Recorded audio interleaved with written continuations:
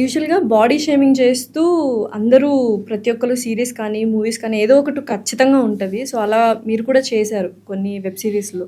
ఎందుకు? అంటే body shaming అనేది ఉండకపోతే బావుండు గదా! ఇంత క్లీన్ కామెడీ చేస్తున్నప్పుడు ఆ ఒక్కటి లేకపోతే ఇంకా బావుండేది కదా! బాడీ షేమింగ్ చేసినప్పుడు ఫస్ట్ నా మీద చేసుకుంటానండి. హ్మ్. సో, ఫస్ట్ నా మీద బాడీ షేమింగ్ చేసుకున్న తర్వాత అవతల వాళ్ళ పర్మిషన్ అడిగి చేస్తా. ఏదో ఒక వెటకారం లేకపోతే కామెడీ అవ్వదు. ఎక్కడైనా చూసుకోండి. అవతల వాడిని హర్ట్ చేయకుండా మనం నవ్వలేం. ఖచ్చితంగా నవ్వలేం అది. అలానే ఆడియన్స్ హర్ట్ చేయం కదా మనం. మన కో యాక్టర్ని హర్ట్ చేస్తాం. మన కో యాక్టర్తోనే చేస్తాం. తప్ప వేరే వాళ్ళు చేయం. బాడీ షేమింగ్ అంటే అది పరిధి దాటకూడదండి. వాళ్ళు బాధపడే అంత స్థాయిలో మనం మాట్లాడకూడదు. ఇంకొకటి బూతు కామెడీ చేయకూడదు. నేను ఇప్పుడు కొన్ని షోస్ చేశానండి. అనవసరంగా వెళ్ళానేమో అనిపించింది. వాళ్ళు చాలా గొప్పగా రాస్తామని ఫీల్ అవుతున్నారు. పేపర్ తెచ్చింది మీ స్టేజ్ మీద చేయాలన్నా అసలు బూతే ఉంటుంది. ఎందుకు వెళ్ళారు మరి? అంటే ఆల్రెడీ ఒక 2-3 సార్లు వెళ్ళాను. రీసెంట్గా కూడా వెళ్ళా. అంటే ఫస్ట్ అది మా మేనేజర్ కమిట్మెంట్ ఇచ్చారంట. సరే బయలుదేరదాం అనుకున్నా.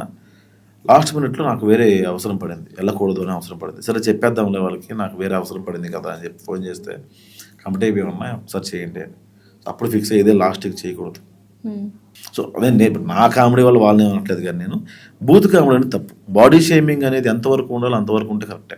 బాడీ షేమింగ్ లేకుండా జంజాల గారు కూడా రాయాల, ఎవరు రాయలే.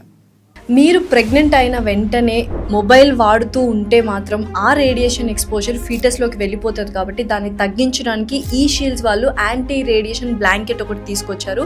Please use it for your safety and for your baby safety.